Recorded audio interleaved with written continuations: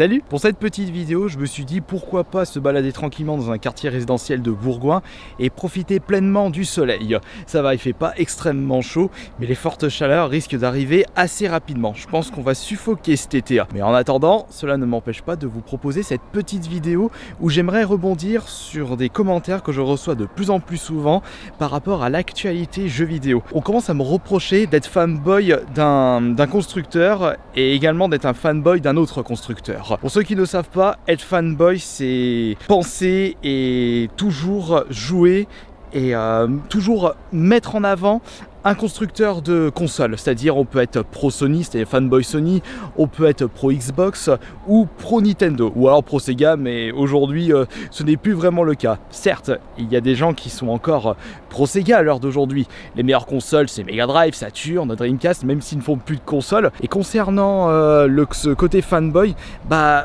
j'aimerais vous répondre une nouvelle fois, je ne suis le fanboy de personne.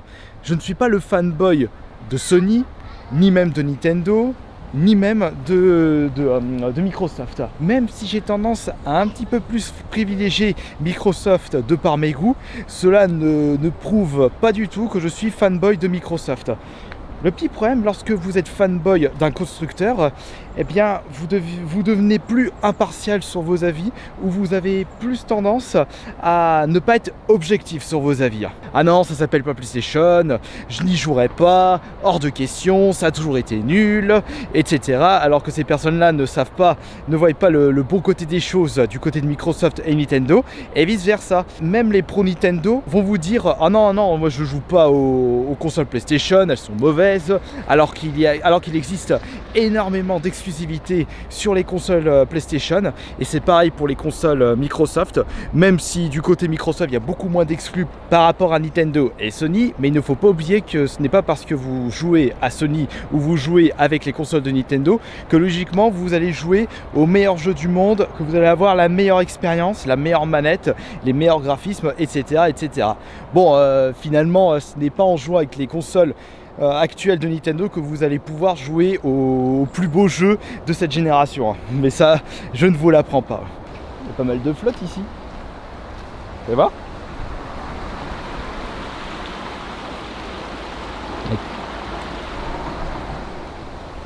Ça relaxe ça, ce petit bruit d'eau. J'en étais où déjà? Ah oui, le problème, lorsque vous êtes fanboy, vous n'avez pas d'objectivité et vous risquez de devenir très cancer dans vos commentaires lorsque vous allez donner votre avis sur les réseaux sociaux. Et il n'y a rien de pire que de ne pas du tout être objectif dans la vie. Vous pouvez très bien préférer une certaine console par rapport à une autre parce que cela dépendra de votre expérience de jeu, parce que vous avez préféré la manette, les exclusivités sont meilleures. Ah non, il y a quelques fonctionnalités que je ne retrouve pas chez Nintendo par rapport à Sony. Ah non, Microsoft, certes, il propose quand même pas mal de bons trucs, il ne faut pas oublier le Xbox Game Pass, etc., etc. Et de toute façon, chaque constructeur possède ses avantages mais également ses défauts. Il ne faut pas oublier aussi que tout le monde ne roule pas sur l'or et que beaucoup d'entre vous sont obligés de faire des choix sur le choix d'une prochaine console. Il ne faut pas oublier qu'aujourd'hui une console c'est 400, 500 €, il faut rajouter une manette, il faut acheter le pass online. Ça va extrêmement vite, c'est pour ça que vous êtes obligé de faire des choix. Mais faites attention, il ne faut pas uniquement vous baser sur votre fanboyisme pour faire vos choix. Vous pouvez bien entendu vous baser sur votre expérience lors des précédentes générations de consoles, mais surtout pas faire du fanboyisme, parce que c'est vraiment pas excellent pour la suite. Mais ça me fera toujours marrer les personnes qui pensent que je suis fanboy d'Xbox parce que j'ai décidé de défendre la Xbox par rapport à la future PS5, ou alors j'ai eu le contraire. Non mais on sait que tu privilégies la PS5, t'arrêtes pas de pomper la PS5 alors que la Xbox tu t'arrêtes pas de lui cracher à la tronche. J'ai comme l'impression qu'aujourd'hui sur internet, dès que vous défendez un minimum une console par rapport à une autre console, on vous traite direct de fanboy avis non objectif.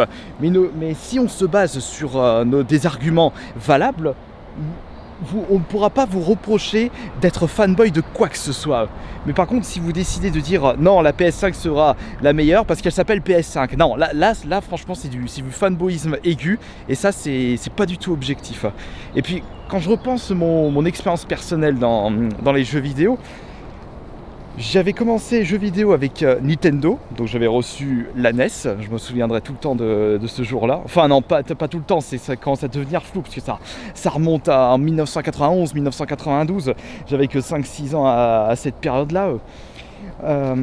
Après j'avais découvert la Super Nintendo, j'avais pu découvrir la N64, mais entre temps j'avais pu découvrir la Mega Drive, donc du côté de chez Sega, et tout de suite je trouvais que Sega proposait une autre expérience par rapport à avec sa Mega Drive par rapport à la Super Nintendo, et j'ai trouvé ça super top parce que ça m'avait montré que les constructeurs pouvaient proposer des expériences différentes avec leur console, avec également leur exclusivité, et j'étais très curieux de pouvoir tâter de la PS1 à l'époque. Et quand j'avais pu découvrir la PS1, mon premier jeu c'était Medieval. Alors là direct, j'avais pu jouer à de tout nouveaux jeux, de tout nouveaux genres. J'avais découvert le PC entre temps avec justement les jeux de rôle, les jeux de stratégie, des genres qu'on ne retrouvait pas sur les consoles de salon.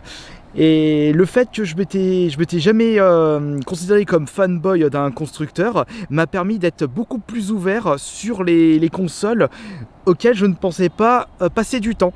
Et si je continue sur mon expérience, j'avais découvert la 64, puis peu de temps après la PS1, j'avais pu par la suite jouer à la PS2, découvert la Dreamcast, donc même si je n'avais que très peu découvert la Saturn, ça ne m'avait pas empêché de repenser à tous ces bons moments passés sur la Mega Drive, et c'est pour cela que j'ai passé encore une fois d'excellents moments sur la Dreamcast, la dernière console de chez Sega, la regrettée Dreamcast. Non mais regardez le nombre de pépites sorties sur cette console, même aujourd'hui ils n'ont pas pris une ride. Jet Set Radio, Mars Matrix, Crazy Taxi. Bon, je sais, Crazy Taxi c'était un jeu de borne arcade à la base, mais Sega a pu apporter sa touche personnelle qu'on ne retrouvait pas sur les consoles concurrentes. Et aujourd'hui, ce que je veux vous dire par là, c'est que aujourd'hui, que ce soit PS5, Xbox Series X et Switch, même s'il fait ménage à part, eh bien toutes ces compagnies proposeront tout le temps des expériences assez différentes. Bon, certes, il y a beaucoup moins d'exclusivité aujourd'hui par rapport à l'époque, mais même avec une manette différente, vous allez peut-être avoir plus de plaisir à jouer au même jeu sur une console différente. Et il ne faut surtout pas s'arrêter sur du fanboyisme ou privilégier une console, une compagnie juste par rapport à son nom. Il faut que vous soyez très objectif, mais surtout avoir un avis assez neutre, être impartial dans vos choix, ou surtout lorsque vous décidez de partager vos expériences sur internet. C'est ce que j'essaye de vous proposer à travers cette chaîne YouTube.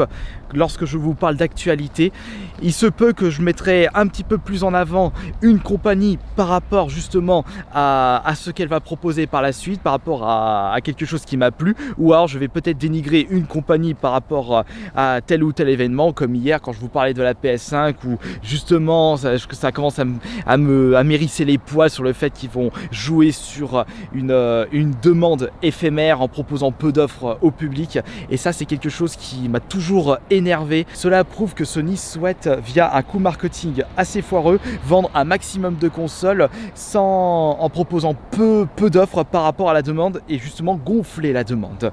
Alors que de base, les nouvelles consoles, c'est par rapport aux technologies, aux expériences qu'elles vont proposer. Si vous basez uniquement, ouais, il faut que j'achète la PS5 parce que tout le monde la veut, parce qu'elle est très peu éditée, c'est la console du moment, alors que logiquement, vous allez acheter cette console pas forcément pour les jeux, les exclusivités, pas forcément l'expérience qu'elle va vous apporter, juste parce qu'il faut acheter cette console. Non.